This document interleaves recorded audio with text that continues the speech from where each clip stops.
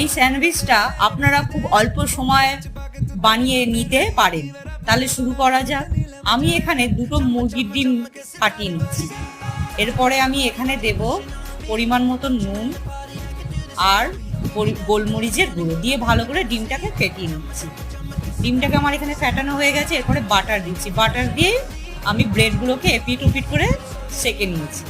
এরপরে আর একটু বাটার দিয়ে ডিমটা আমি ওর মধ্যে দিলাম। দিয়ে ডিমটা ঠিক ভুজিয়া যেমন করে ঠিক সেইভাবে আপনারা ওরকম গুঁড়ো গুঁড়ো করে নেবেন। এরপরে আমি এখানে মেয়োনিজ দিলাম একটা ব্রেডে, আর একটা ব্রেডে টমেটো কেচাপ দিয়ে।